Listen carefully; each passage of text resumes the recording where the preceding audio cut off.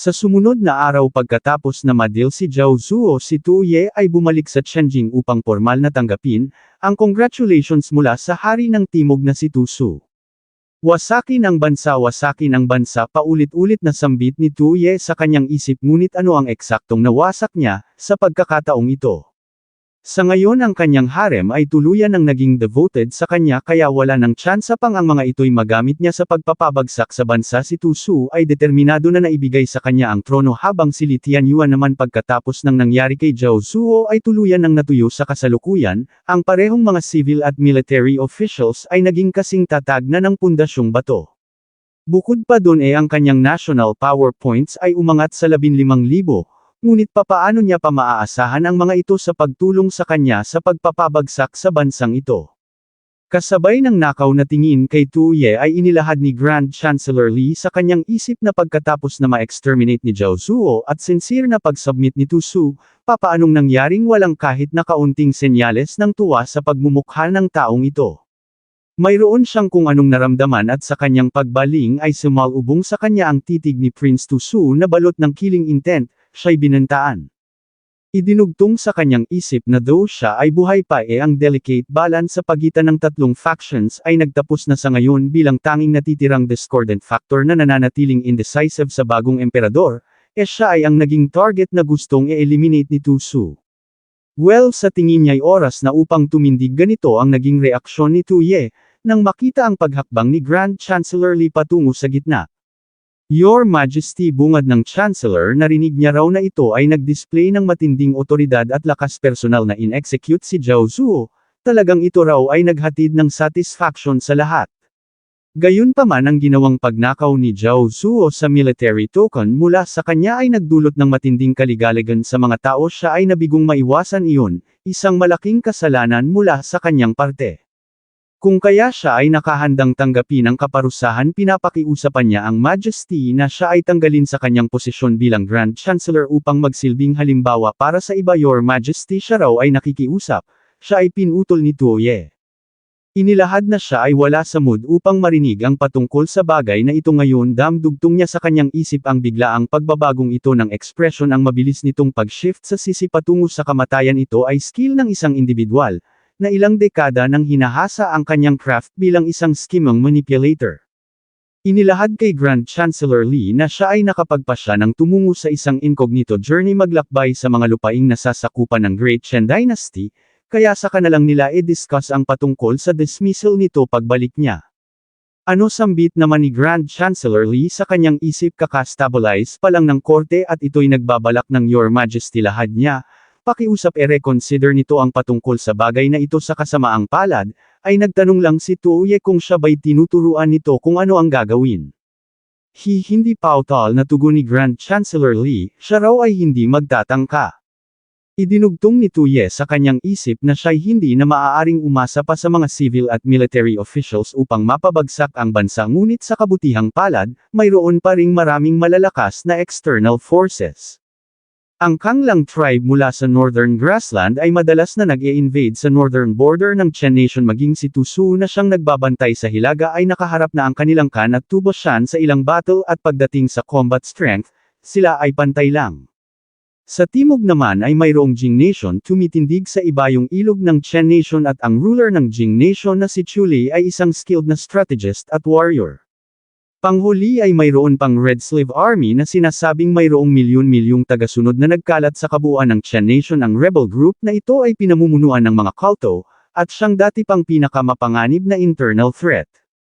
Ang unang dalawang puwersa ay lubhang napakalayo, kung kaya sa pagkakataong ito sa kanyang isasagawang incognito journey ang kanyang goal ay ang makakonekte sa Red Slave Army, at gamitin ang kamay ng mga iyon upang pabagsakin ang bansa.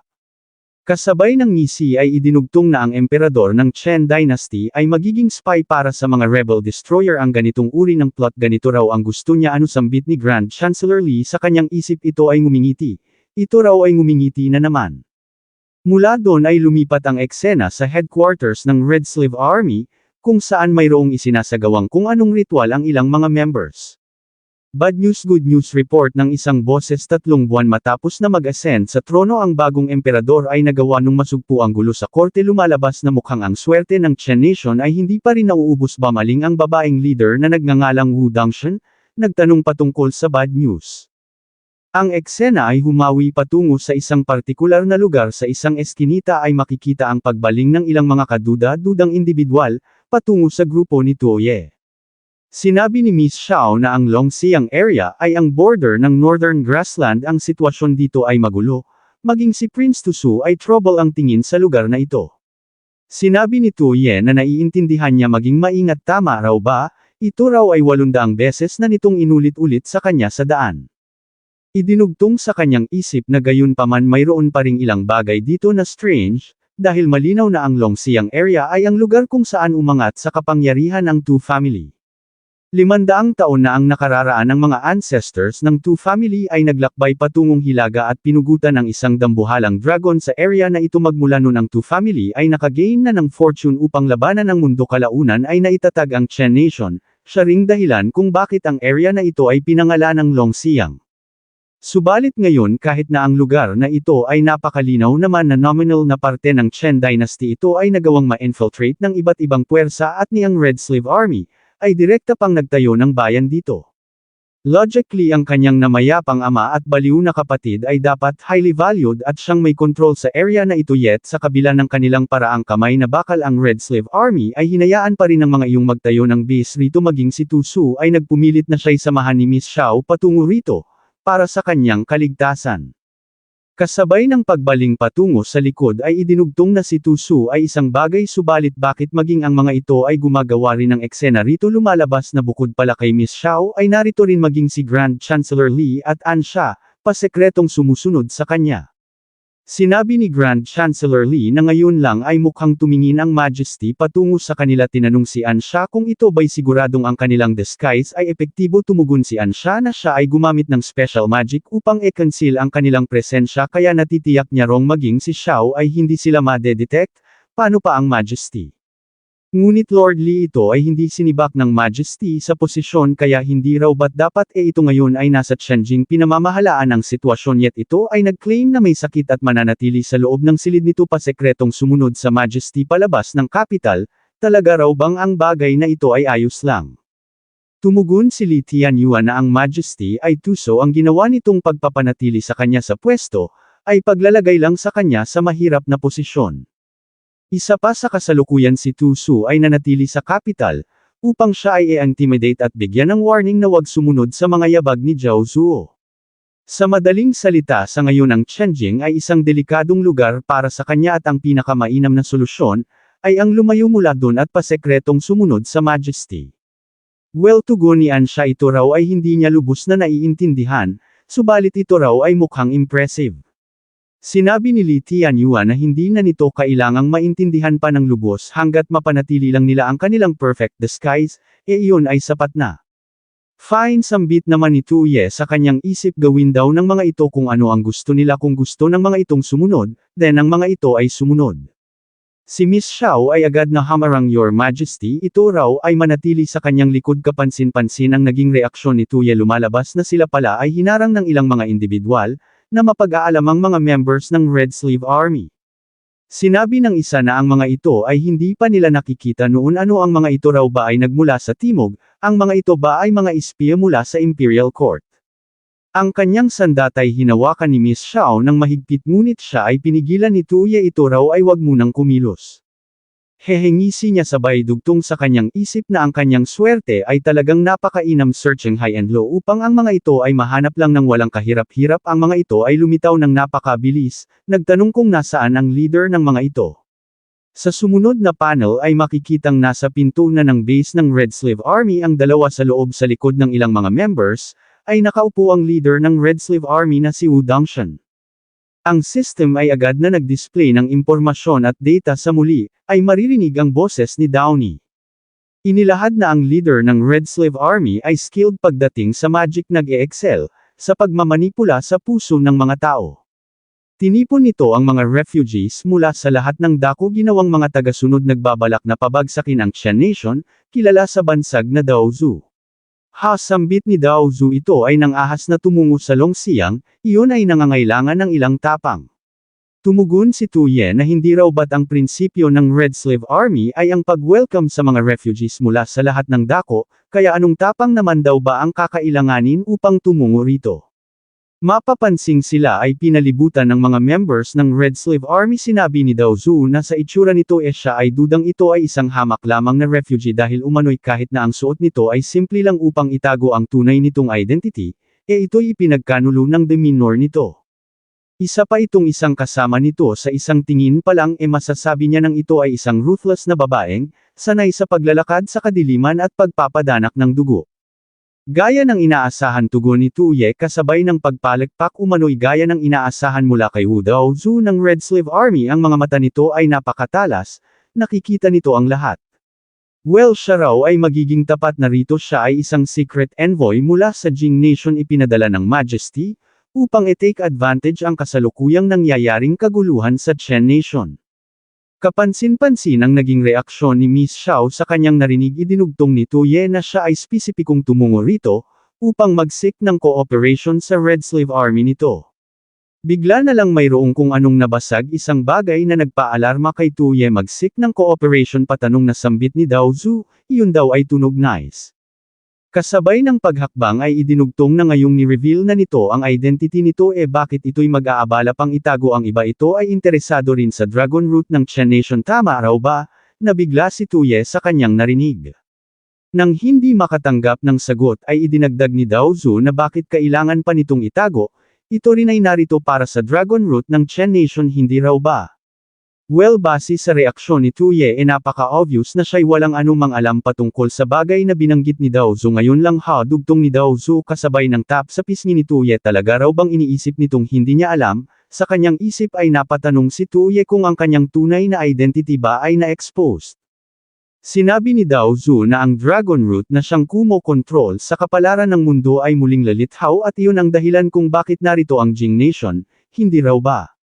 Sinasabing bawat 500 taon isang Emperor Dragon ang lalithaw dito at ang sinumang makapugot sa ulo nun ay ang siyang makakakuha sa Dragon Root, siyang makakakuha sa aura ng Emperor Dragon upang pamunuan ang mundo.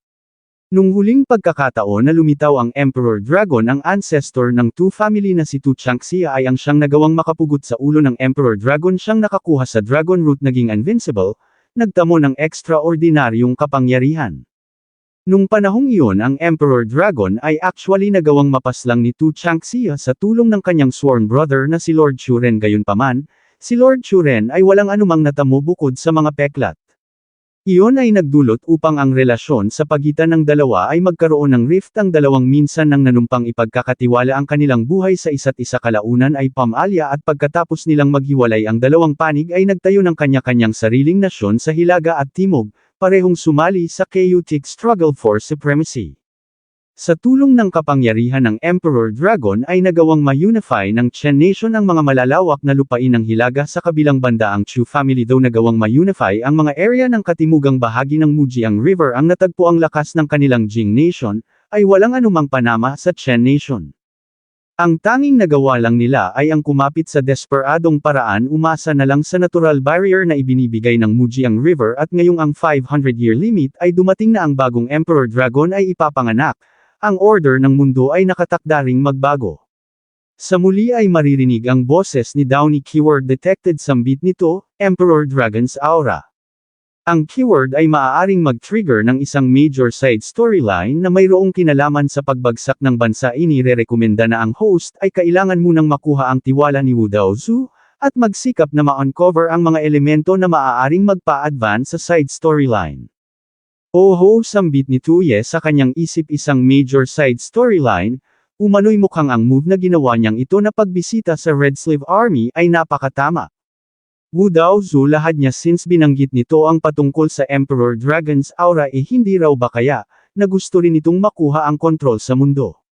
Ang bagay na ito'y itinanggi ni Dao Zu tumugon, na siya ay isinilang na taglay ang kapalarang magrebelde kaya siya ay walang anumang interest na maging emperador gayunpaman ang Jing Nation nito, ay 500 taon nang hinahangad ang patungkol sa bagay na iyon hindi raw ba. Binigyang diin na ang lupaing ito ay nasa ilalim na ng kanyang kontrol ngayon kaya sa tulong niya, ang tsansa nitong makuha ang bagay na iyon ay aangat ng husto. Gayunpaman bakit niya naman ba ito tutulungan, anong price naman ba ang maaaring mae-o-offer ng Jing Nation nito sa kanya?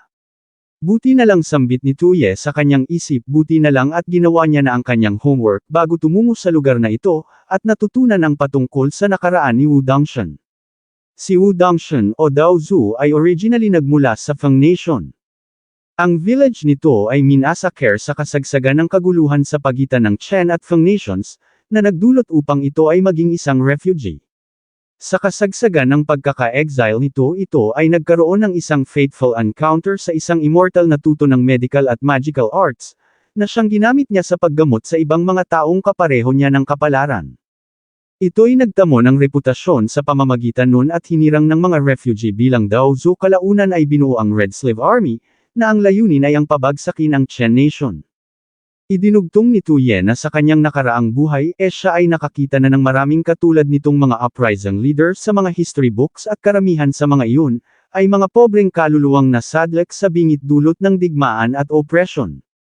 Ang babaeng ito ay walang anumang pinagkaiba dahil although ito ay umaasta bilang unpredictable, eccentric at mystic, ito ay isa lamang disguise upang makasurvive sa magulong panahon. Sa kaloob-looban nito ito ay isang idealist, at ang mga bagay na makakapagpamove dito ay napakasimple lang. Sinabi ni Tuye na ito'y hindi na kailangang mag-alala pa patungkol sa bagay na ito dahil siya ay tumungo rito alinsunod sa utos ng kanyang ruler. Iyon ay upang mag-discuss ng cooperation, at siya ay mayroong dalang dalawang pangako. Una, naturally ang destruction ng Chen Nation, isang goal na pareho nilang gustong matamo. Sumabat si Dao Zhu, inilahad na ang gusto ng mga ito ay ang i-unify ang mundo at upang iyon ay matupad kailangang bumagsak ng Chen Nation, kaya ito ay hindi na maituturing pa bilang pangako. Dumugtong si Tuye na iyon mismo ang dahilan, kung bakit sila'y mayroong dalang pangalawang pangako. Hinahangad ng kanilang ruler na maging wise king for all ages. Iyon ay nangangako ng reforma sa mga batas, at mag-establish ng perfect heavenly kingdom dito sa mundo. Kapansin-pansin ang pagbabago ng ekspresyon ni Dao Zhu sa kanyang narinig. Ubo ni Tuye, hayaan nitong i-introduce niya ng daglian, ang governing principles ng kanilang ruler. Hihingisi ni Tuye, inilahad sa kanyang isip na panuurin nito kung papaano niya gagamitin ang kanyang skills bilang isang experienced na extensive keyboard warrior. Ang mga sinaunang taong ito, ay patitikiman niya ng kaunting lasa ng mga modern idea. Thus siya nga'y nagsimula ng dumaldal sa isang sulok, ay mapapansing maging si Ansha at Li Tianyuan ay narito rin. Sa kanyang isip ay inilahad ni Li Tianyuan na ang Majesty ay pasekretong bumisita upang i-meet si Dao Zhu ng Red Slave Army. Sayang lang, at hindi nila marinig kung ano ang sinasabi nito. Siya ay agad na bumaling patungo kay Ansha, nakiusap na kung maaari ito ay gumamit ng magic, upang marinig niya kung ano ang sinasabi ng Majesty. Sinabi ni Ansha na ang kalaban ay skilled din pagdating sa magic, kaya kapag ang casting distance ay napakalapit siya ay natatakot na baka kung kaya, susubukan niyang ito'y ilayo ng kaunti. Agad niyang ipinirform ang teknik na tinatawag na shadow capture. Pinakawalan ipinuwesto hindi kalayuan sa kinatatayuan ni Tuye, ikinubli sa isang kahoy.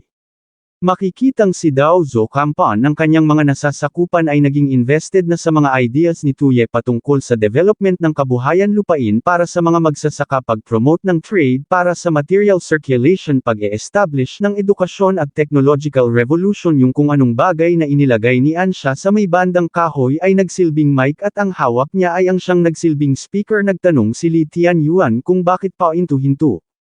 Tumugon si Ansha na dahil sa ang distansya ay napakalayo. Si Tuye ay nagpatuloy sa pagdaldal sa kanyang isip, ay napatanong si Li Tianyuan kung ito ba ay patungkol sa governance umano'y. Kahit na ito'y hindi niya masyadong maintindihan talagang ito'y mayroong taglay na karunungan, subalit napakalabot, napaka-imposible pa na ma-achieve sa ngayon. Sinabi ni Tuye na ang lahat ng mga tao'y ipinanganak ng pantay, isang bagay naman na nagpaliwanag sa pagmumukha ni Ansha. Ito raw ay isang romantic na idea, subalit ang reaksyon ni Li Tianyuan ay tila iba yata. Inilahad na sa nakaraan si Wei Xingluo ay ganotay gamit ang 5 mga kabayo dahil lang sa ginawa nung paghipo sa interest ng mga nobles, kaya kapag ito ay nang ahas na mag-propose ng equality para sa lahat ng mga taong nasa ilalim ng kalangitan, siya ay natatakot na maging o kahit na ang 100 pang Wei Xingluo ay hindi magiging sapat. At ngayon ang Majesty pa mismo ang nag-open patungkol sa bagay na ito kapag ito ay pumalya, natitiyak niyang hindi na magkakaroon pa ng tsansang makahanap ng scapegoat. Isang maling hakbang lang ay magdudulot na upang ang buong Chen Nation ay mahulog sa banging mayroong walang katapusang lalim. Ito raw ay talagang, ang kanyang atensyon ay natuon sa expressions ng mga members ng Red Sleeve Army at nag-focus kay Tu Ye. Ang kanyang nararamdamang matinding emosyon ay hamupa inilahad na ito'y talagang nakakahiya. Habang siya at si Zhao Zuo ay nagbabalak laban sa Majesty at para sa kaunting kapangyarihan ng vision at ambisyon ng Majesty ay sumaklaw na sa kabuuan ng mundo naghahangad na lumikha ng lipunang mayroong matinding pagkakaisa, talagang sila raw ay nakakahiya. Sa sumunod pang mga sandali ay napabuntong hininga si Tu Ye Hai sa wakas sambit niya sa kanyang isip siya raw ay natapos ng magsalita, iyon ay lubhang nakakapagod. Siya ay tinawag na sir ng isang kalbo nag-offer ng tubig kasabay ng palakpak ay inilahad ni Dao Zu na ang description nito ay talagang tempting kapag ang Jing Nation ay mamahala sa ganoong paraan talagang, sila ay makaka-establish ng Heavenly Kingdom dito sa mundo sa susunod na libo-libong taon. Absolutely tugon ni Tu Ye ngunit still sabat ni Dao Zu siya ay mayroon pang kaunting tanong talaga raw bang iniisip nitong siya ay isang idiot upang malinlang sa ganoong uri ng mga kasinungalingan umano'y kailanman ay hindi maiimplementa ng Jing Nation ang mga policy na iyon at higit sa lahat ang Jing Nation ay hindi gagawa ng ganoong uri ng mga pangako kung kaya ito ay magsalita, sino raw ba kasi talaga ito? Natitiyak niya rong ito ay hindi nagmula sa Jing Nation idinugtong na nung itinatag ni King Churen ang kanyang nasyon hindi nun taglay ang Dragon's Aura kung kaya iyon ay wala ng iba pang choice bukod sa magkompromiso sa mga makapangyarihang angkan ng Jiangnan, na nangakong tutulong sa pamamahala sa Jing Nation. Sa kasalukuyang sitwasyon maging ang mismong emperador ay hindi magtatangkang humipo sa interest ng makapangyarihang mga angkan isipin mo na lang talaga bang, puputulan ng Jing Nation ang kanilang sariling braso upang sila ay makabenepisyo lang. Sa kanyang isip ay inilahad ni Tu Ye na mukhang hindi niya natansya ng gusto ang patungkol sa bagay na ito ang mga policies na kanyang pinropose ay lubhang napaka-advance, at ang tunog ay napaka-unrealistic. Kung kaya siya raw ba ay mabubugbog dito, nang biglang hamarang si Miss Xiao. Sinabihan si Dao Zu na wag lumapit kay Tu Ye papaano sabat ni Dao Zu ngunit umano'y papaano kung siya ay tumanggi ito ay ang teritoryo ng Red Slave Army nagbigay ng babala na kapag hindi ipinaliwanag ng mga ito ang patungkol sa kanilang origins, ang mga ito ay mamamatay dito. Ngayon baling niya kay Tu Ye sabihin daw nito sa kanya, sino raw ba talaga ito? Hatugon ni Tu Ye sa seryosong tono hindi niya raw ini-expect na masisin through nito well actually, siya raw ay nagmula sa Chen Nation. Sabi na nga balahad ni Dao Zu idinugtong, na ang pinaka-hate niya sa lahat ay ang mga tao ng Chen Nation. Teka lang sigaw ni Tu Ye maaaring siya raw ay nagmula sa Chen Nation subalit siya'y katulad lang nito gusto niya ring pabagsakin ang Chen Nation, ganito ang naging reaksyon ni Li Tianyuan sa kanyang narinig. Surely lahad ni siya ang Majesty ay nasa panganib, ito raw ba ay dapat na nilang iligtas? Tumugon si Li Tianyuan na kailangan nilang magtiwala sa Majesty since ito ay nang ahas na mag-undercover rito ng mag-isa upang emit lang ang Red Slave Army, malamang na ito ay mayroong paraan kung papaano deal ang patungkol sa bagay na ito. Your Majesty dugtong niya sa kanyang isip siya raw ay talagang curious, kung papaano nito binabalak na kumbonsihin si Dao Zu sa sitwasyong ito. Pagkatapos na humingang malalim ay inilahad ni Tu Ye siya ay nagpakilala bilang Grand Chancellor ng Chen Nation, siya ay nagpakilala bilang si Li Tianyuan. Na-caught off guard si Li Tianyuan sa kanyang narinig Li Tianyuan patanong na sambit ni Dao Zu, oo tama ganoon nga kumpirma ni Tu Ye. Noon pa man ay hinahangad niya na rong patalsikan ang ruler na si Tu Ye, at mag-establish ng lipunang mayroong equality. Dahil doon pinagsilbihan niya ang matandang mautong si Tu Chenjun na para bang aso hanggang sa wakas, iyon ay namatay na rin.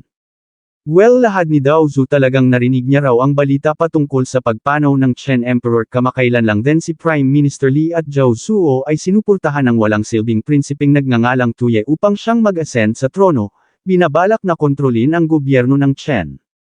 Sa kasamaang palad sa kritikal na sandali si Tu Su ay bigla na lang bumalik, at sinuportahan ang asensyon ni Tu Ye. Oo tama ganoon nga tugon ni Tu Ye hindi niya raw alam kung ano ang pumasok sa isip ng Tu Su na iyon dumugtong si Dao Zu na pagkatapos nun, si Zhao Zuo ay in-execute. Although si Li Tianyuan ay hindi sinibak sa pwesto, ang lahat naman ng impluwensya nito ay nawala. Ang akala niya nga raw ito'y pasekreto ng Edidispatsa, pagkatapos na maipabilanggo ni Tuye. Well, tugon ni Tuye talaga rong siya ay sinubukan nung patayin sa kabutihang palad nagawa niyang makatakas sa Tianjing, sa tulong ng mga loyal na mga bodyguards. Hindi umimik saglit si Dao Zu, ilang sandali pa ay inilahad na siya ay mayroon ng maraming narinig na mga reports patungkol kay Li Tianyuan. Sinasabing ito ay knowledgeable at talented, unmatched pagdating sa strategy, at ang siyang top advisor ng Chen Emperor. Well, kung ganun ang excellent governance na ibinahagi nito ngayon lang ay talagang worthy sa reputasyon na mayroon ito. Gayunpaman, narinig niya rin na si Li Tianyuan ay isang middle-aged na lalaki. Siya raw ba ay mali? Palusot ni Tuye, iyon daw kasi ay dahil sa siya ay mayroong mga secret techniques patungkol sa pagpapanatili sa kanyang batang itsura, subalit umano'y hindi iyon ang punto. Ang punto hanggat ang foolish na Emperor Tuye na iyon ay nakaupo sa trono, ang kanyang mga governance ideas ay hinding-hindi mare-realize. Pagtataka ni Dao Zu, ano binabalak daw ba nitong gayahin si Wei Xingluo, at pagkatapos nun ano gusto raw ba nitong gamitin ang kanyang kapangyarihan upang makuha ang Dragon's Root absorb ang kapangyarihan ng Emperor Dragon, at siya mismong papalit bilang emperador. Hindi tanggi ni Tuye, siya raw ay walang anumang interest sa trono. Ang kanyang goal ay katulad lang sa goal nito, ang gusto niya lang ay ang wasakin ng kasalukuyang Chen Nation. Ganito ang naging reaksyon ni Dao Zu sa kanyang narinig. Well, sa ngayon ipagpaliban na lang daw muna nila ang patungkol sa pag-discuss ng cooperation sapagkat sa ngayon ay mayroong bagay na kailangan niya munang unahin sa pag-asikaso, at iyon ay ang mga dagang nagtatago sa tabi. Ano, sambit ni Ansha sa kanyang pagka-alarma. Lumalabas na mukhang sila raw pala ay nadiskubre na. Sa sumunod na panel, ay makikitang nasa likod niya nilang dalawa ni Li Tianyuan si Dao Zu. Ano, sambit ni Dao Zu, ang mga ito raw ba ay nag-e-enjoy sa pakikinig. Si Ansha ay agad na naglabas ng talisman inactivate upang atakehin si Dao Zu. Gayunpaman si Dao Zu ay umiwas lang sa patumbling na paraan. So ito raw pala ay skilled din pagdating sa Art of Talisman. Sa kasamaang palad, dugtong niya ito raw ay wala pang sapat na lakas upang harapin siya. Naglabas din ng talisman, isang lightning type, agad na inactivate. Pagtila ng usok ay makikita sa ground ang wasak na sombrero ni Ansha. Lumalabas na ang atakeng iyon ay tinanggap niya ng direkta. Sa balikat ni Li Tianyuan ay bigla na lang mayroong kamay na lam-apat, walang iba kundi kay Dao Zu inilahad, na ito ay mayroong napakahusay na katulong. Umano'y ang ito ay magtaglay ng ganito kamakapangyarihang protector, malamang na ito ay isang extraordinaryong figure, tama raw ba? Well, sa araw na ito talagang siya raw ay napakaswerte, upang maka-encounter ng dalawang big shots ng magkasunod. Ang anggulo ay humawi patungo sa point of view ni Tuye. Inilahad sa kanyang isip na katapusan niya na, tinanong ni Dao Zu si Li Tianyuan kung sino ba talaga ito. Shit, mura ni Tuye, ito ay in-impersonate niya ngayon lang. Siguro naman, ay hindi siya i-impersonate nito, hindi raw ba? Pakiusap lang, dugtong niya sa kanyang isip. Ito raw ay wag maging hangal, sapagkat ang kanilang edad ay hindi nagmamatch. Kasabay ng dahan-daang pagbulgar ni Li Tianyuan sa kanyang identity sa pagmumukha ni Tuye ay maaaninag ang matinding pangamba. Bigla na lang, nagkaroon ng flashback patungkol sa nakaraan ni Li Tianyuan kung saan siya ay tinatanong ng kanyang ama kung bakit siya nag-aaral. Ang kanyang ama ay isang scholar at ang mga bagay na pinaka na-encounter niya magmula nung siya ay bata, ay walang iba kundi mga libro. Noon, kahit na ginagasta niya ang oras araw-araw ng napapalibutan ng mga libro, kailanman, ay hindi sumagi sa kanyang isip ang patungkol sa rason kung bakit siya nag-aaral. Ang tanong ng kanyang ama ay kanyang sinagot. Umano'y sadyang ang pakiramdam niya lang ang pagbabasa ay mayroong kung anong value, kailanman ay hindi niya kinokonsidera ang patungkol sa anumang greater purpose. Sinabi ng kanyang ama na upang ma-establish ang puso para sa heaven and earth, upang ma-establish ang buhay para sa mga tao, upang maipagpatuloy ang katuruan ng mga nakaraang mga sages, at upang buksan ang daan para sa kapayapaan ng lahat ng hinaharap na henerasyon. Ang pagbabasa ay ang landas na itinuro ng mga sages na dapat e-pursue nilang mga scholars. Gayunpaman, ang ama nito ay hindi kasing noble ng mga sages, maging ito man ay pag-e-establish sa puso at buhay o pagpapatuloy sa mga katuruan o kaya naman paghahatid ng kapayapaan, ay nangangahulugan lang na ang lahat ay mayroong katapusan. Binigyang diin na ang talagang gusto ng ama nito ay ang mag-iwan ng pangalan sa kasaysayan. Mag-iwan ng pangalan sa kasaysayan patanong na sambit ng batang Li Tianyuan nilinaw ng kanyang ama na ang lifespan ng mga tao ay napakaiksi hamak lamang na 100 taon kung siswertehin sa bandang huli silang lahat ay maaagnas mabubulok, at magiging alabok. Tanging kapag ang kanilang mga pangalan lang ay naitala sa kasaysayan ipagpapasa-pasa sa susunod na mga henerasyon, maa-achieve ng mga scholars na tulad nila ang buhay na walang hanggan. Nung araw na iyon ang kataga ng kanyang ama patungkol sa pag-iiwan ng pangalan sa kasaysayan though somewhat distasteful para kay Li Tianyuan, ay nagbigay sa kanya ng vague na sense of direction sa buhay. Gayunpaman ang good times ay hindi nagtatagal. Not long after ang digmaan ay umabot sa kanilang tinubuang bayan, doon niya lang na-realize na ang pride ng mga scholar ay walang anumang saysay sa mukha ng buhay at kamatayan. Ang pride ng isang scholar ay isa lamang kalokohan. Ang atensyon ng batang Li Tianyuan ay inagaw ng isang matandang humihingi ng tulong, humihingi ng pagkain, siya raw ay 3 araw nang hindi kumakain. Pakiusap dugtong pa ng matanda, pakiusap siya raw ay iligtas nito. Ang batang Li Tianyuan ay nag-abot ng tinapay, na agad namang nilantakan ng matanda. Sinabi ni Li Tianyuan na ito'y magdahan-dahan lang sapagkat wala namang mga agaw mula rito. Gayunpaman sa pareho ring sandali sa kanyang pagbaling, ay makikita ang paglapit ng ilan pang mga individual na sa unang tingin pa lang ay masasabi mo ng gutom na rin. Sinabi ng isa na ito ay mayroon pang dalang pagkain. Tama raw ba umano'y kung ganun sila'y bigyan nito? Sumigaw ang isa na natitiyak niyang ang mga ito ay mayroon pang pagkain. Siya raw ay gutom na, kaya ito'y ibigay nito sa kanya. Sa sumunod na sandali ay makikita ang agresibong pagsugod ng mga individual. Ang ama ni Li Tianyuan ay bigla na lang dumating. Siya ay itinulak papalayo. Sa kanyang isip ay napatanong si Li Tianyuan kung bakit ito nangyayari nang bigla na lang, siya ay nahulog sa isang bangin. Sa ibaba ay maririnig ang alingaw-ngaw ng boses ng mga nasa itaas. Sa katawan ng ama ni Li Tianyuan sila ay mayroong nahanap na pagkain. Gayunpaman ito raw ay kakaunti, hindi sapat para sa kanila. Hehengisi ng isa ang isang ito ay maaari rin daw nilang kainin. Ang tagpoy na uwi sa kanibalismo, ang alingaw-ngaw ng hiyaw ng ama ni Li Tianyuan ay maririnig. Father, sambit niya sa kanyang isip sa emosyonal na paraan. Ngayon ay naiintindihan niya na raw ang kahulugan ng sinabi nito noon. Ang lahat ay mayroong katapusan, ang pag-aaral ay isa lamang daan patungo sa hangarin. Sa puntong ito ang mga refugees ay tumatakbo patungong timog. Ang taggutom ay umatake. Ang mga tao ay bumabaling patungo sa isa't isa para sa pagkain. Mahigit sa 200,000 katao ang naglaho sa daan.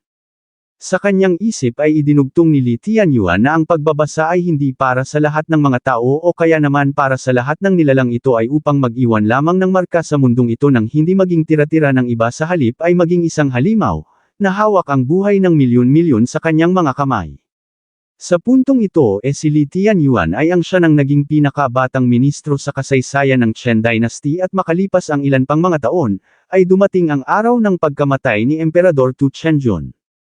Old Emperor, sambit ni Li Tianyuan sa kanyang isip. So maging ito ay namatay na rin, ito raw ay naging napaka-useful na pawn. Bumaling patungo sa mga physicians. Inilahad na para naman sa mga ito ano ang silbi ng mga imperial physicians kung ang mga ito naman ay walang kakayahang gamutin ang majesty. Ang mga ito ay nagsihingi ng tawad, nagmakaawang sila'y patawarin. Sa kasamaang palad ay sinabi lang ni Li Tianyuan na ang pagdanak ng dugo ay hindi appropriate sa araw ng funeral ng emperador, kung kaya siya ay nagbigay ng utos sa mga guards, na ang mga ito ay ilibing kasabay ng majesty.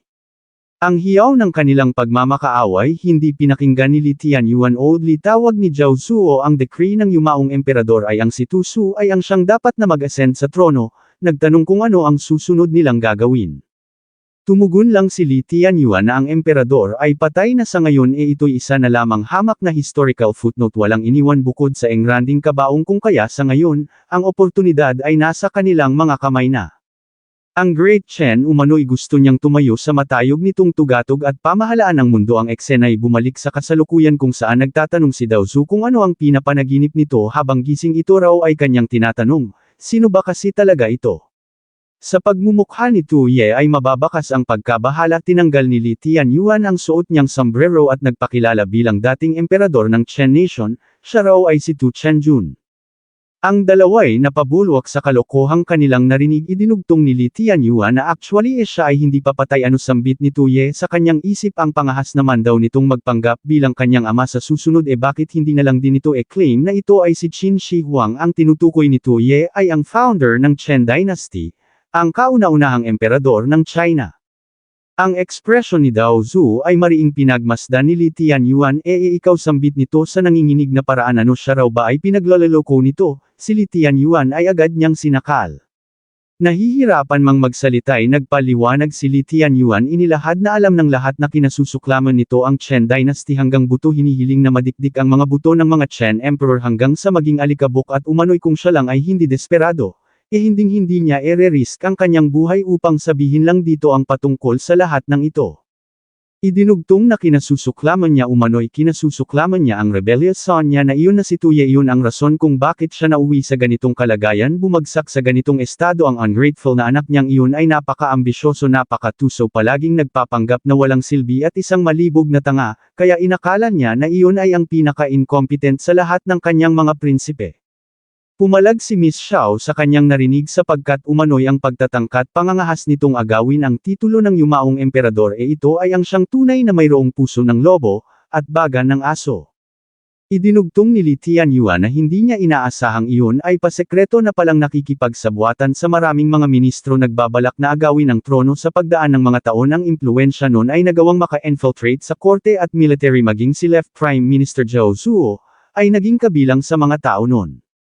Sambit ni Dao Zu napakarami rong mga court secrets ang nabunyag sa loob lang ng isang araw idinagdag ni Li Tianyuan na sa kabutihang palad si Li Tianyuan ay napaka-loyal sa kanya sa kabila ng mga ginawang attempt ni Tuye nagpanggap lang na nag-submit, habang pasekretong nagpaplano para sa kanya.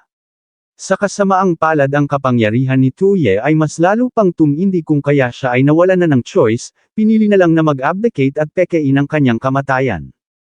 Si Li Tianyuan ay nanatili sa korte nag-stir up ng conflict sa pagitan ni Tuye at Zhao Zuo lumilikha ng mga oportunidad para sa kanyang restoration ang nakakalungkot lang, ang naging success ng kanilang plano'y hanggang kalahati lang.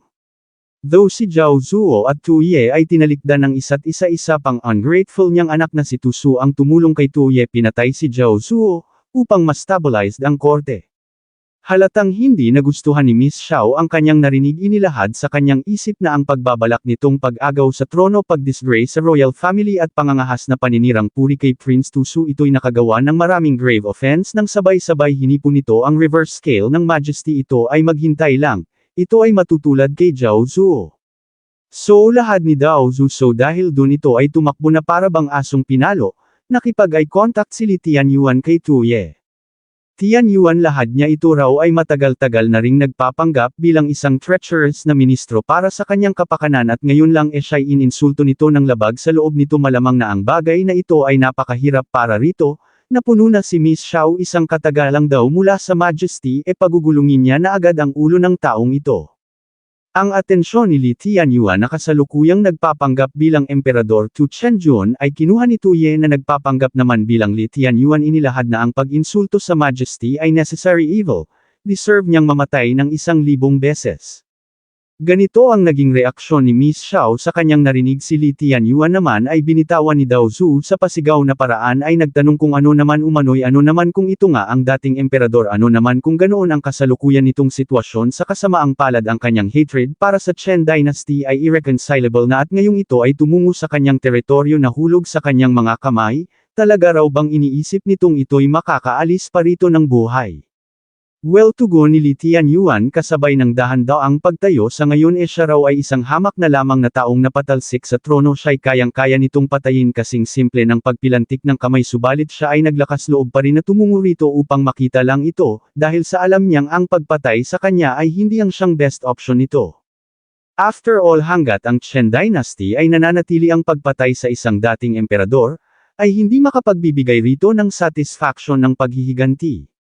Hatugon ni Dao Zu well ito raw ay hindi nagkakamali ang hamak lamang na pagpatay kay Tu Chenjun ay talagang hindi sapat dahil ang gusto niya ay ang pagpira-pirasuhin ng Tu family makitang bumagsak ang bansa wasakin ang Tu family, makitang ma-extinct ang kanilang angkan.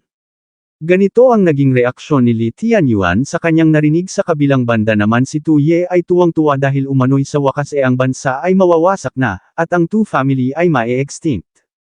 Si Li Tianyuan ay nagpapanggap bilang kanyang yumaong matandang ama sumusugal sa lalim ng hatred ni Dao Zu sa Chen Kingdom noong na siya'y hindi nito papatayin ng ganun-ganun lang sa halip, ay gagamitin upang mag-ignite ng internal strife within sa Tu family.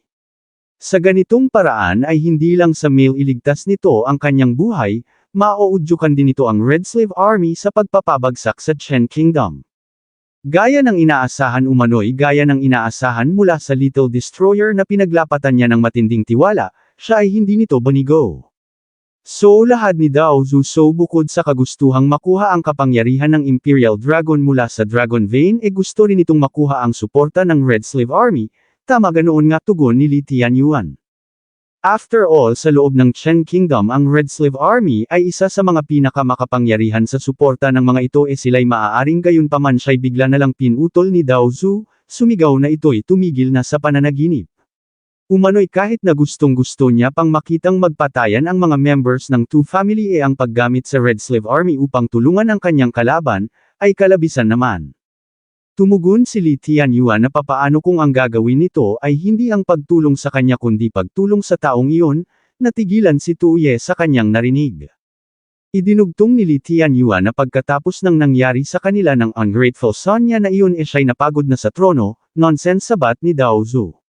Idinagdag ni Li Tianyuan na sa totoo lang sa ngayon ang kanyang biggest wish bukod sa pagdispatse sa dalawang ungrateful son niya na iyon ay ang ipagkatiwala ang kaharian sa isang maaasahang individual halimbawa na lang ang sa tingin niya si Li Tianyuan ang siyang pinaka-suitable sa puntong ito ay naupo na si Miss Xiao kasabay ng iba pang mga members ng Red Slave Army inilahad sa kanyang isip na siya'y mauupo na lang muna sa ngayon, at panunuurin ang mga itong mag-perform. Sambit ni Dao Zu pagkatapos ng lahat ng salita ang lahat pa rin ay hamak lamang nakataga siya'y tapos ng makipaglaro, nagbigay ng utos na dalhin ang taong ito at ipakain sa mga aso. Gayunpaman sa muli ay gumiit si Li Tianyuan umano'y kung ang gusto nito ay ang patunayan niya ang kanyang identity iyon ay napakadali lang, agad na inilabas ang Imperial Seal ng Chen Kingdom. Ganito ang naging reaksyon ni Miss Xiao patungkol sa bagay na ito inilahad ni Li Tianyuan na ito'y ituring na lang nito bilang kanyang regalo para sa kanyang future successor at sa Empress na paisip si Dao Zu, hindi raw ba kaya na ang sinasabi ng mga ito'y talagang totoo. Idinugtong ni Li Tianyuan na ito ay ang kanyang wedding gift bilang dating emperador wedding gift patanong na sambit ni Tuye sa kanyang isip biglang mayroong kamay na nag-extend, patungo sa kanyang balikat. Not bad lahad ni Dao Zu umano'y mukhang ang suwestyon nitong ito ay magpapasaya sa lahat inilahad kay Tuye na inaakala niyang si Grand Chancellor Li Tianyuan inilahad na sa totoo lang hinahangaan niya ang mga ideas nito patungkol sa pag-govern ng bansa, kaya ito ay worthy na maging kanyang lalaki. Kung kaya dugtong ni Dao Zu sila raw ay wag nang magtagal pa sila'y tumungo na ngayon din sa bridal chamber, isang bagay naman na ikinaalarma ni Tuye. Teka lang pautal na sigaw niya ang matay biglang lumuwa, lumalabas na ang siko pala ni Dao Zu ay kumonekta. Ang bagay na ito'y nagdulot upang mawala ng malay si Tuye siya'y agad na kinarga ni Dao Zu teka lang pighil ni Miss Xiao subalit sinabi lang ni Dao Zu na wag itong mag-alala dahil hindi niya mamaltretuhin ang master nito o hindi naman daw ba kaya na gusto nitong sumali sa kanila sa bridal chamber, ganito ang naging reaksyon ni Miss Xiao sa kanyang narinig. Shut up sigaw niya sa sumunod na segundo, si Dao Zu ay tinawag niyang pervert. Your Majesty sambit ni Li Tianyuan sa kanyang isip kasabay ng pag-alalay kay An siya ipinupuste niya na rito ang lahat, pakiusap ito raw ay maging isang true dragon. Siya'y wag nitong biguin ang yumaong emperador ay higitan nito at siguraduhin na ito'y magmamarka't maaalala sa kasaysayan. Mula doon sa bridal chamber ay ginabi na ang dalawa kalma-kalma sigaw ni Tuye pakiusap ito raw ay kumalma na pakiusap ito'y lumayo na sa kanya wag lumapit ito raw ay tumigil na, subalit tumugon lang si Dao Zu na ito ay tumahimik. Pagsapit ng umaga ay makikitang nasa labas pa rin ng chamber si Miss Xiao sa mga matay mababakas ang puyat nang biglang bumukas ang pinto, pahikab na lumabas si Dao Zu. Sa sumunod na segundo'y bumaling patungo kay Miss Xiao at sa sumunod pang mga sandali sa threshold ng pinto ay mayroong kamay na nag-extend ito'y walang iba kundi si Tuye na ngayoy butot balat na lang halos mapanot na, at ang kaluluwa'y tila hihiwalay na. Kasabay ng dahan-daang pagbangon ay inilahad ni Tuye sa kanyang isip na siya'y na-drain ng gusto't muntik ng tuluyang matuyo subalit para sa kapakanan ng pagpapabagsak sa bansa, ang sakripisyo na ito ay worth it pa rin. Ang Li Tianyuan na yun dugtong niya iyon ay talagang nang-ahas na dalhin palabas ng palasyo ang Imperial Seal at ni siya pa'y ibinenta ang future ay promising, hihihi ang future ay talagang promising. Kasabay ng pag-unat ay sinabi ni Dao Zu na ito'y tumigil na sa pag-reminisce at bumalik na sa main headquarters, upang i-discuss ang patungkol sa pagsamsam sa Dragon Energy. Ano sambit ni Tuye sa kanyang isip, bakit hindi na lang sila tumungo doon ng direkta, ano pa ba ang kailangan nilang i-discuss? Ang eksena ay dumatal sa isang kabundukan sa loob ng isang tunnel, ay makikita ang 5 sa pangunguna ni Daozu. Inilahad na sila ay malapit na sa kanyang isip, ay inilahad ni Tuye na masama ang pakiramdam niya patungkol sa bagay na ito, at ilang sandali pa, ay sinabi ni Daozu na sila'y narito na. Ganito ang naging reaksyon ni Tuye sa tanawing bumungad sa kanila. Napatanong, kung ito na ba ang main headquarters ng Red Sleeve Army. Ang anggulo ay humawit tumuon sa ilang mga warriors sa lugar na ito, ay mayroon ding mga workshop. Sinabi ni Miss Xiao na mayroong napakaraming mga tao rito, at ang mga ito ay hindi members lahat ng Red Sleeve Army. Sa kanyang patuloy na paggala sa kanyang paningin ay nakita niya ang mga members ng Shanhi Society, narito rin ang mga members ng Huangtian Army, Righteous Alliance, Shaolin Sect, at maging ang Beggar Sect. Inilahad kay Tuye na ang mga ito ay iba't ibang uri ng mga malalakit maliliit na mga rebel factions mula sa Chen Nation, at karamihan sa mga ito, ay nadil na ng kanilang Kunwei Army noon. Sambit ni Tuye sa kanyang isip, so lumalabas na siya raw pala ay natalisod sa pugad ng mga rebelde, diin niya pa, at ang isa ay mas rebellious pa kaysa sa isang nauna. Hihihi.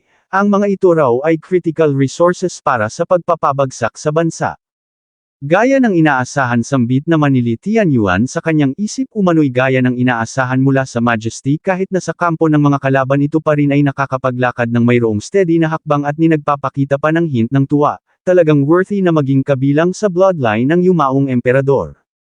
Ano, hindi raw ba kaya na na-anticipate na nito ang appearance ng Dragon Vein, at alam nang nagtitipon dito ang mga rebelde na ito, at nagbabalak na sugpuin ang mga ito rito all at once.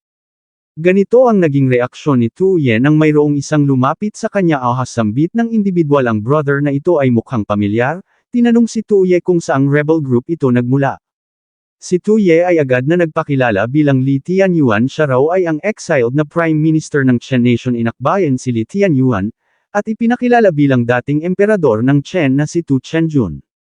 Ang individual ay natawa sa kanyang narinig. Brother, ang joke daw nito ay hindi nakakatawa. Biglang sumabat si Daozu. Inilahad na ang sinabi nito ay hindi joke, ang sinasabi nito ay totoo. Greetings Taoist Daozu, sabay-sabay na bati ng mga rebelde. Tinanong ni Daozu si Tuye, kung ito ba ay nadismaya.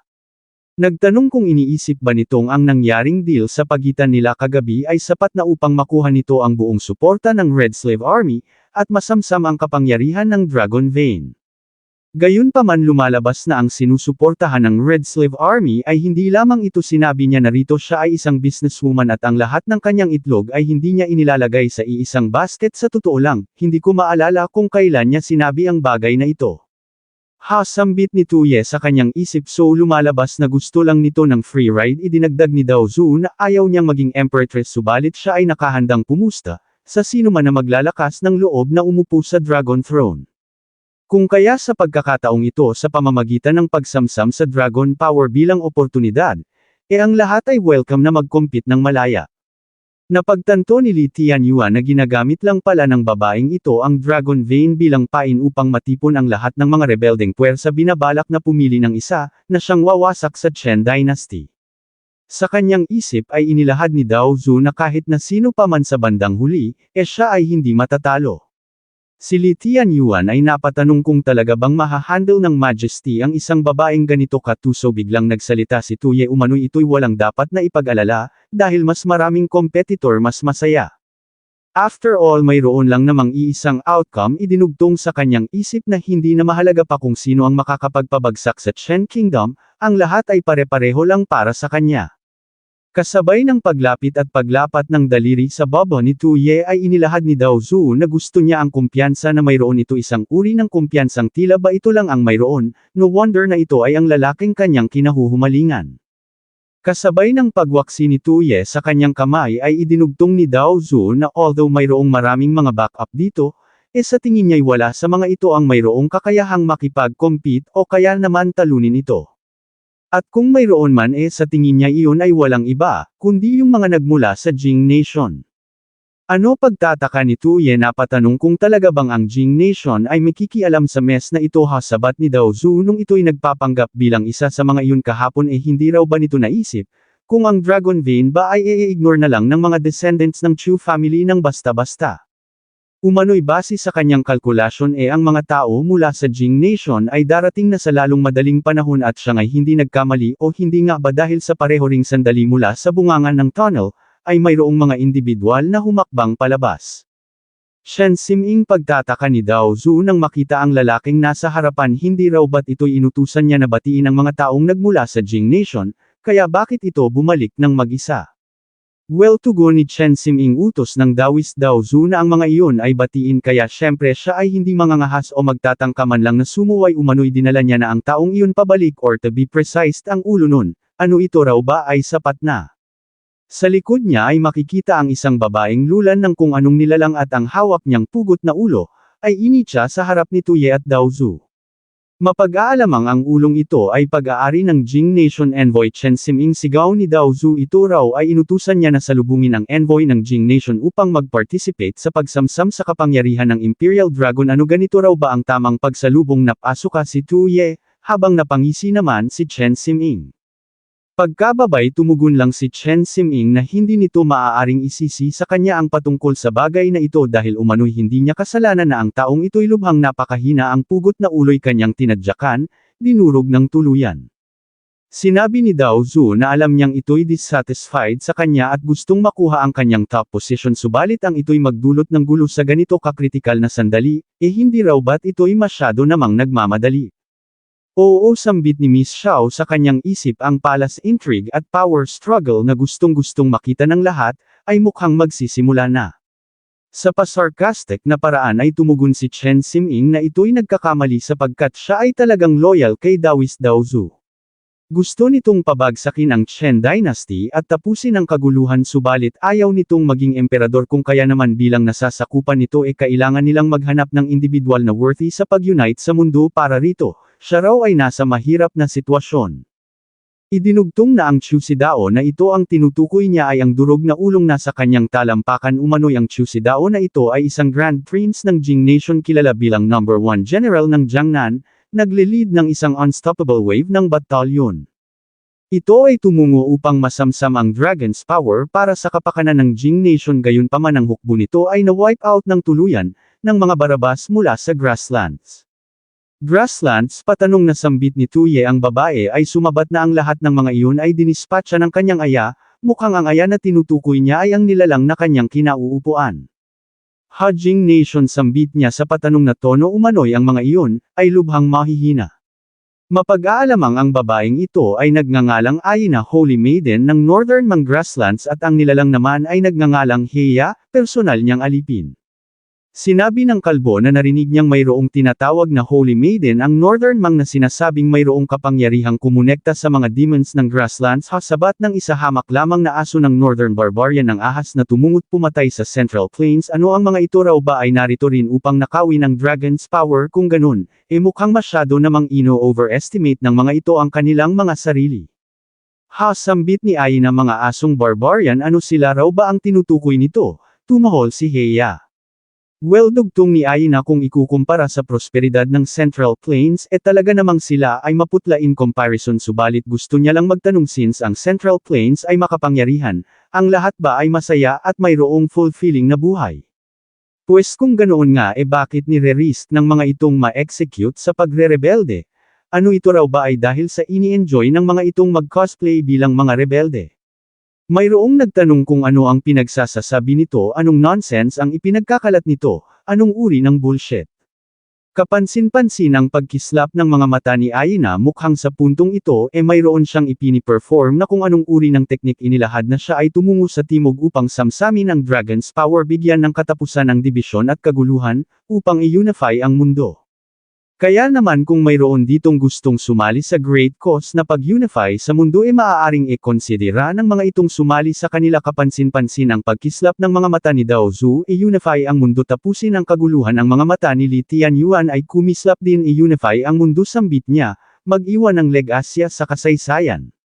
Ganoon din ang nangyari sa iba pa i-unify ang mundo sambit nila achieve ang greatness isang bagay naman na ipinagtaka ni Tuye napatanong kung ano ang nangyayari ano ang mga ito raw ba ay talagang naging speechless, pagkatapos na ma-brainwash.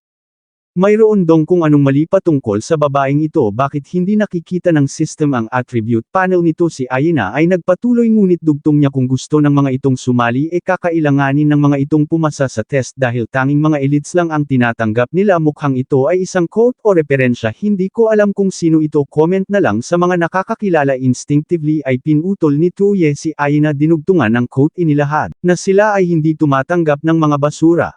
Isang bagay naman na ikinabigla ni Aina dam sambit niya sa kanya. Isip na patanong kung papaanong nangyaring alam nito ang linyang ito o no, sambit naman ni Tuye sa kanyang isip ang linyang iyon daw ay lubhang napaka-pamilyar, kaya instinctively siya ay nakarespond nang bigla na lang mayroong lumapit sa kanya sa pasigaw na paraan ay nagtanong kung ano ang ibig nitong sabihin. Ano siya raw ba ay tinatawag nitong basura? Tugon ni Tuye, ito raw ay hindi niya kasalanan, iyon ay ang linyang gustong sabihin ng babaeng iyon.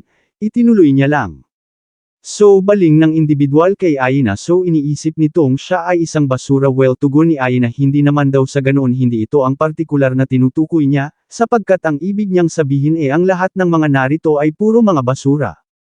Isang bagay naman na nagpa-trigger sa mga rebelde, you scoundrel, sigaw nila. Ang pangahas naman daw nitong tawagin silang basura, sumigaw ang isa na kunin ang babaeng ito ay utos naman ni Aina, siya raw ay tulungan nitong pabagsakin ang mga ito. Ang atungal ni Heya ay umalangaw-ngaw. Split seconds lang ay natagpas ang ulo ng isa, ang katawan ng isa pa ay naglaho, ang mga dugoy nagsitilamsik. Si Heya ay nagpatuloy sa pag-atake, isa-isang tinagpas ang mga pangahas gamit ang kanyang mga kuko.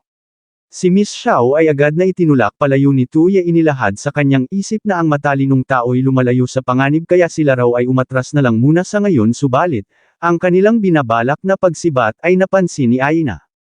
Kasabay ng pagturo kay Tuye ay inutusan si Heya na i-prioritize ang taong iyon, dahilan naman upang mapamura si Tuye. Ang baliw na babaeng ito umano'y ang ginawa niya lang ay pag-echo sa mga kataga nito, kaya bakit kailangan pa nitong maging ganito kapeti, at siya ipapatay ng ganito.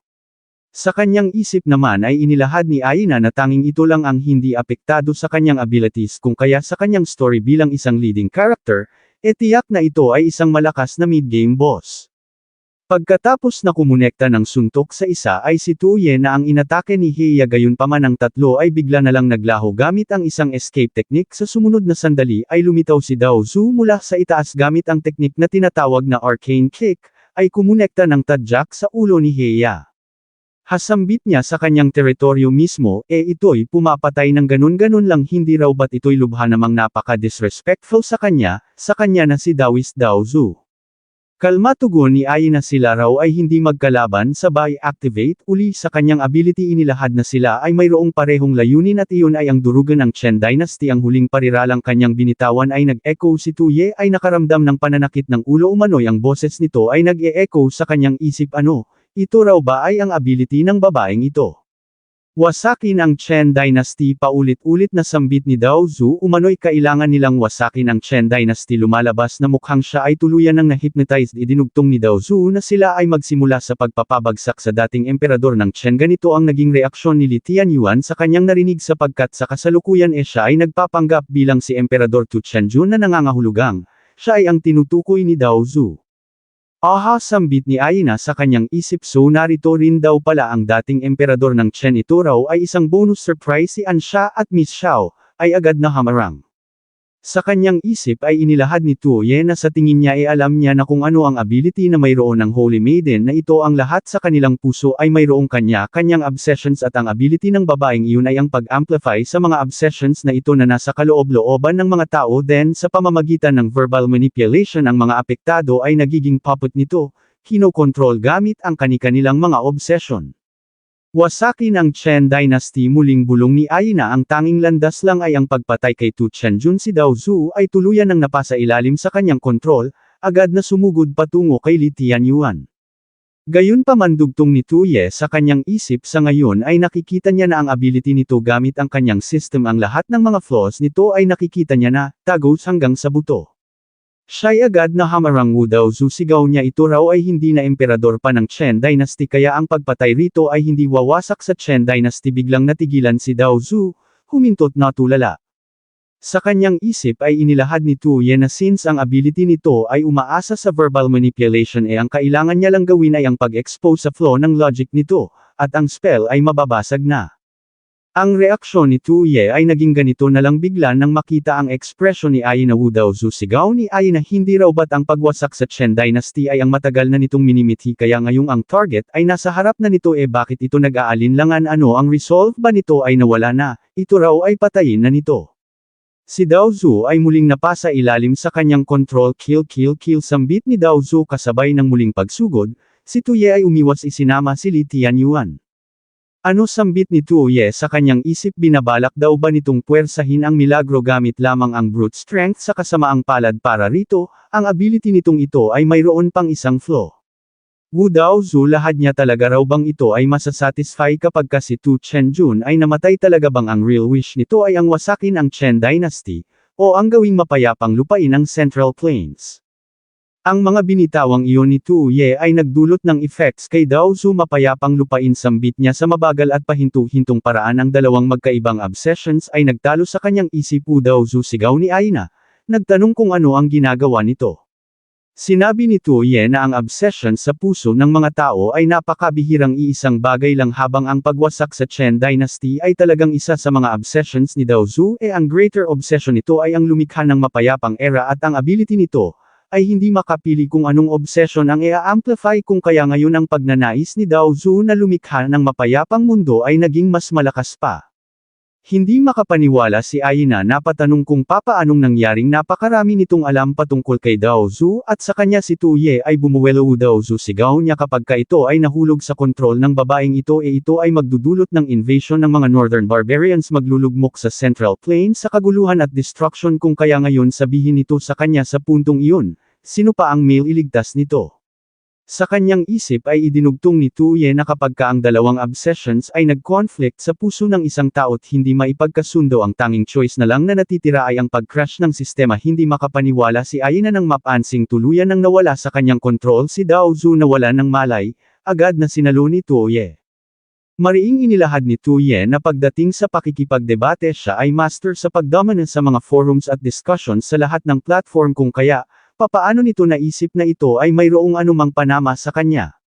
Sumambulat ang panandaliang katahimikan kapansin-pansin ang pag-usbong ng enerhiya sa katawan ni Heya. Sinabi ni Aina na para sa dating emperador sa ngayon ito'y hahayaan niya na munang mabuhay sapagkat siya'y tutungo sa timog na bahagi ng Central Plains pagkatapos niya rito, kaya mas mainam na ito'y panatilihing buhay at gamitin bilang pawn. Gayunpaman para rito dugtong niya kay Tuye kahit na ano paman, ito ay papatayin niya sa araw na ito. Idinugtong sa kanyang isip na although sa ngayon ay hindi niya na makontrol si Dao Zu ang bagay na ito, ay pansamantala lang naman.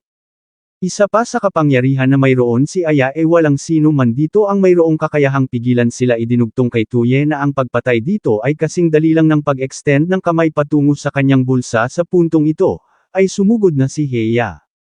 Ang kanyang atake itinuon kay Tuye subalit ang espada ni Miss Xiao ay bigla na lang bumaon sa kanyang kaliwang braso, dahilan upang siya'y mapahiyaw. Then tatlong patong na mga talisman ang isinalpak ni Ansha sa kanyang pagmumukha. Pagka-activate siya ay tumilapon sumadsad patungo sa mga tent. What the hell sambit ni Aina, napatanong kung anong meron sa mga babaeng ito. Ngayon na ang tsansa sigaw ni Ansha. Teka lang pighil ni Miss Xiao. Huwag daw muna nitong ibaba ang kanyang guard sapagkat ang bagay na ito ay hindi pa tapos. Sunod-sunod na system notifications ang nagsisulputan sa kamalayan ni Aina at ang lahat ng ito ay patungkol sa beastification ni Heya. Lumalabas na gaya ni Tuye, si Aina ay isa rin palang system user. Sa kanyang pagtayo'y sunod-sunod na boost ang natanggap ni Heya at makalipas ang ilan pang mga sandali, siya ay tuluyan ng naging isang demon beast. Ano hindi makapaniwalang sambit ni Ansha ito ay naging aso sa pagmumukha ng mga rebelde, ay mababakas ang pagkabahala. Si Heya ay naglaho in a flash sa isang kisap-matay. Nasa harap na ng dalawa si Ansha ay tumilapon pagtama ng tadyak then bumaling patungo kay Miss Xiao. Umatake ng sunod-sunod, tuluyang naging berserk. Kasabay ng sunod-sunod na tamay makikita ang pagtilamsik ng dugo ni Miss Xiao. Ridiculous sambit niya sa kanyang isip. Ito raw ay kasing troublesome ng isang asong ulol. Ang panga ni Heya ay bigla na lang bumukat ibinaon sa balikat ni Miss Xiao. Napansin ni Heya ang ginawang pagtayo ni Ansha. Si Miss Xiao ay agad niyang binitawan, inihagis patungo kay Ansha.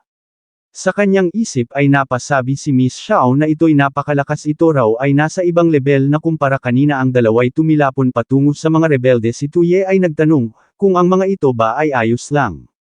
Sumigaw si Miss Xiao na ito'y wag lumapit. Inilahad sa kanyang isip na ang lakas at bilis ng halimaw na ito ay parehong higit kaysa sa kanya. Sa ngayon ang maaasahan niya na lang, ay ang mga talisman ni Ansha.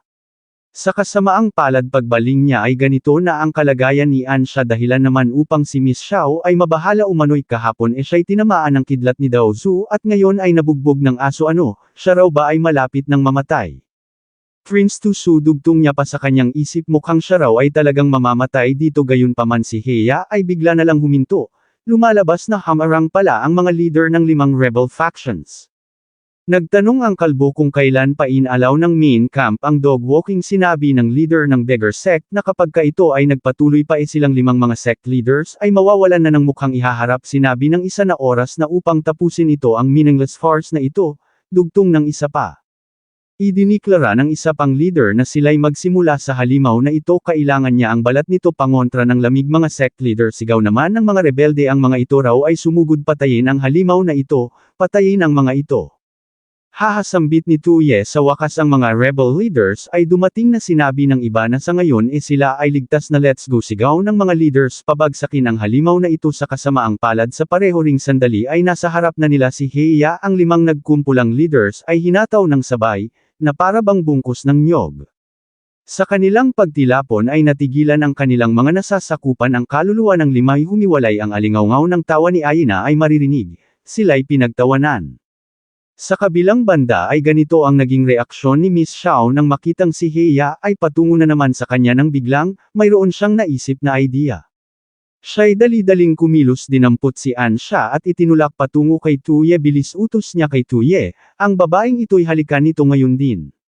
Sumagot lang ng ha si Tuye, kaya ang batas ay inilagay na ni Miss Xiao sa kanyang mga kamay gaya ng nabanggit na nung nakaraan. Kapag si Ansha ay nagkaroon ng contact sa isang opposite sex ito ay magkakaroon ng breakdown at pagkatapos nun ang sinumang makita niyang humawak sa opposite sex na iyon o sa lalaking iyon ay ituturing niya bilang kanyang mortal na kalaban at ang bagay na ito ay tinake advantage ni Miss Xiao. Nang makita ang paglapat ng kamay ni Tuye sa dibdib ni Miss Xiao ay na-trigger ang mismong passive ability na iyon ni Ansha. Nagsimulang mag-release ng matinding lightning energy, tuluyang naging berserk. Nagtanong kung sino itong nang-ahas na umagaw sa kanyang lalaki. Ang paningin ay natuon kay Miss Xiao. Agad-agad ay tumakbo si Miss Xiao sa punto ng pag-atake ni Ansha. Siya ay tumakbo patungo kay Heya at agad na umiwas, isang pagsabog ang dumatal. Isang bagay naman na ikinaalarma ni Aina, sa sumunod na segundo ay nasa likod niya na si Miss Xiao. Sa pagkakataong ito ay nasa ere na si Ansha naghahanda para sa pangalawang atake. Inilahad na ang pangahas naman nitong galawin ang kanyang lalaki, ito raw ay mamatay. Sa kabila ng natamong pinsala, si Heya ay dali-daling tumakbo upang protektahan ang kanyang master. Binabalak na harangin ang atakeng paparating at sa muli, isang pagsabog ang dumatal. Pagtila ng usok ay makikitang bumalik na sa kanyang dating anyo si Heya. Sa likod naman ni Aina ay makikita ang paghakbang palapit ng silhouette ni Miss Xiao. Sa sumunod na sandali ay tumutok ng patalim sa leeg. Sinabihan si Aina na wag nang magbitaw pa ng kahit na isang kataga, kung ayaw nitong maputulan ng dila. Ang anggulo ay humawi patungo kay Tuye habang si Tuye naman ay natuon ng atensyon sa nawasak na hideout ng mga rebelde at syempre, ang bagay na ito'y hindi niya nagustuhan.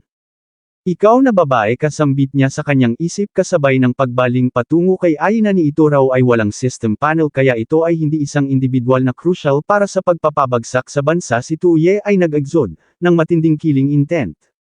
Isang bagay naman na ikinabahala ni Aina, instinctively ay ginamit niya ang kanyang ability. Hindi sambit niya siya raw ay wag nitong patayin, ibaba nito ang espada nito. Sa kanyang isip ay inilahad lang ni Tuye na siya'y wag nitong sisihin. Ito ay hindi isang crucial person, subalit ang skill na mayroon ito ay napaka-sneaky. Mayroon pang aso kaya definitely ito ay isang unstable factor para sa kanyang misyon. Siya ay sumugod, naghahandang umatake. Sa kanyang desperasyon ay isinigaw ni Aina ang linyang Magical Girl Skimming Frog Carrying a Bag of Rice, isang classic na linya mula sa anime na Detective Conan. Naging dahilan naman upang huminto si Tuye. Ang bagay na ito'y ipinagtaka ni Miss Xiao at Li Tianyuan. Ang linyang binitawan ni Aina ay dinugtungan ni Tuye. Ano isang kaibigan dugtong niya sa huli, o tugon ni Aina sabay sunggab sa paa ni Tuye. Sa paiyak na paraan ay ibinunyag na siya ay isa ring transmigrator. Si Miss Xiao ay pinigilan ni Tuye. Inilahad na gusto niya munang kausapin ang babaeng ito, upang malaman kung ano ba talaga ang nangyayari. Sa parehong sandali ay nagkamalay na si Daozu. Pagkabangon ay agad na nagtanong kung ano ang nangyari. Ang paningin ay natuon kay Tuye na inaakala niyang si Li Tianyuan at pagkatapos ay humawi patungo kay Aina, agad na tumayo at nagrant.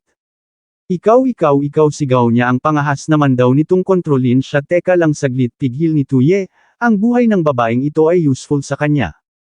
Ano tugon ni Daozu? Ito ay nagnanasa sa isang babaeng nagmula sa ibang lahi. Sumagot lang si Tuye na sila ay ang siyang nakahuli rito, kaya sila ang mayroong karapatan sa pagdeal dito.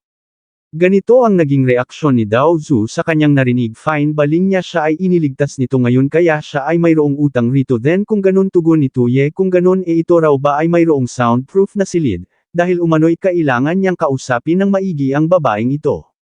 Natigilan saglit si Daozu sa kanyang narinig. Sa sumunod na segundo ay nagsimulang humakbang. Sige, siya raw ay gagawa ng arrangement. Sa kanyang isip, ay napatanong si Tuye kung ito ba ay nagsiselos.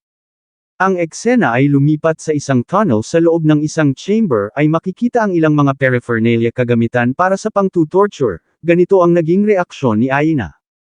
Sambit ni Tuye sa kanyang isip. Mukhang siya raw ay na-misunderstood ni Daozu, subalit upang maging ligtas, kailangan niya munang ma-identify ang identity nito.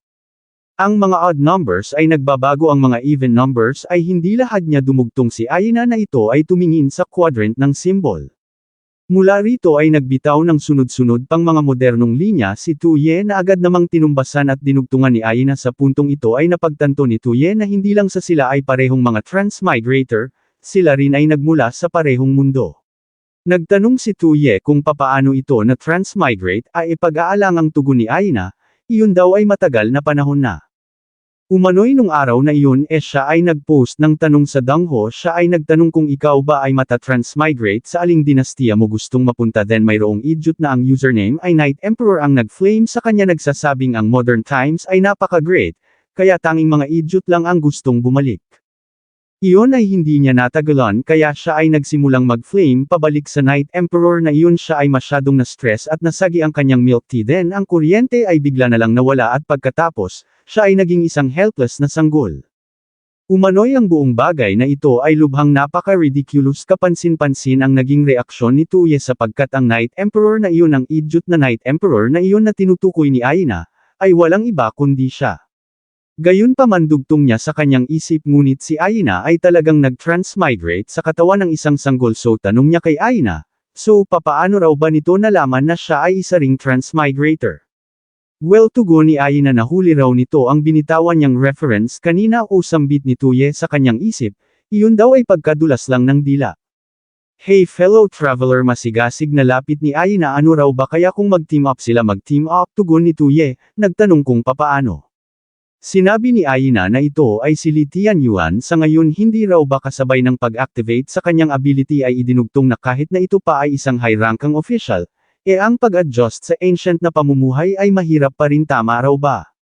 Nagtanong si Tuye kung sino ang sinasabihan nito. Inilahad na dati ay iginugugol niya ang kanyang oras sa gaming, pag-inom ng coke at panunood ng mga video, subalit ngayon ang ginagawa niya na lang ay ang kumain, tumae at matulog. Ito raw ay isang torture. Sambit ni Aina sa kanyang isip. Ito raw ay nag-relax na pagkatapos na malamang siya ay isa ring transmigrator, subalit ang hindi nito alam ito'y nasa ilalim na ng kanyang skill ngayon. Gayunpaman, kailangan niya pa ring maging maingat. By the way, tanong niya, ito raw ba ay mayroong anumang special skills magmula nang ito ay matransmigrate? Tumugon si Tuye na wag na nitong banggitin. Umano'y ang nakuha niya lang ay isang walang silbing system.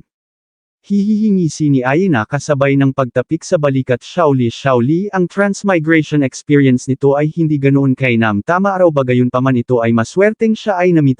Gusto raw ba nitong ito ay tulungan ng big sis nito? Sambit ni Tuye sa kanyang pagtataka. Inilahad sa kanyang isip na hindi raw ba't ito'y sumisip-sip ng husto kanina, ngunit bakit ngayon tila pakiramdam nito ito na ang siyang in charge. Dumugtong si Aina na ang goal nito ay ang pabagsakin ang bansa. Tama raw ba? Ano naman kung ganoon nga, tugon ni Tuye. Sabi na nga ba sambit ni Ai na gusto nitong pabagsakin ang bansa at maging hari, hindi raw ba?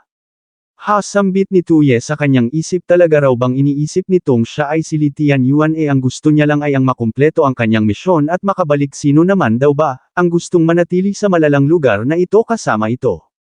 Ngunit teka lang, bakit siya ay bigla na lang nitong tinetrato ng ganito? Sinabi ni Aina na maaari niya ring ibigay rito ang Dragon Vein hanggat ito'y makinig lang sa kanya. Ano raw ba kaya kung ganito? Kapag ka ito ay nag-agree maaaring ito'y hayaan niyang dilaan ang kanyang paa. Ang ganitong bagay ay hindi pa nito nagawa noon, hindi raw ba? Isang bagay naman na ikinainis ni Tuye ang bunganga ni Aina ay bigla niyang sinalpakan ng kung anong bagay itinali. Nagtaka si Aina. Maging hari lahat ni Tuye makuha ang Dragon Vein, talaga raw bang iniisip nitong ganoon ang gusto niya umano'y magmula nung siya ay matransmigrate? Ang lahat ay pino-project na ang kanilang sariling mga idea sa kanya. Well, ayos lang daw kung iba, subalit kung maging ito rin na tulad niyang transmigrator ay hindi naiintindihan ang kanyang nararamdaman. Teka lang, sambit ni Aina sa kanyang isip. Ano ang kanyang kapangyarihan daw ba ay tumigil na naman? Wag ito raw ay wag lumapit. Idinugtong ni Tuye na hayaan nitong sabihin niya rito kung ano ba talaga ang gusto niya. Si Aina ay napahalinghing at ito ay umalangaw sa tunnel. Ilang sandali pa ay nagbukas na ang pinto ng chamber na kinaroroonan nila na unang lumabas si Tuye at mapapansin na ang mga kamay ni Aina ay nakagapos na rin. Sa labas ay ganito ang naging reaksyon ni Tuye nang makita ang ekspresyon ng apat gaya ng inaasahan. Sambit ng tatlo sa kanilang isip, ang taong ito'y mahilig at walang hiya. Kinilabutan si Tuye nang makita ang ginawang paglapat ni Li Tianyuan ng kamay sa dibdib. No wonder, sambit ni Li Tianyuan sa kanyang isip, no wonder na ito ay ang emperador. Gamit lang ang pisikal nitong katawan ay nagawa nitong mapasuko si Daozu at ang demoness na ito ng ganun lang, ay nagawa nitong ma-eliminate ang dalawang great threats ng Chen Nation. Oh no, sambit ni Tuye sa kanyang isip, mukhang ang imahinasyon daw ng matandang ito ay kung saan-saan na naman napunta. Siya'y agad na nagpaliwanag wag daw i-misunderstand ng mga ito, sapagkat ang babaeng ito inilagyan niya lang ng kung anong bagay upang masil ang kapangyarihan nito.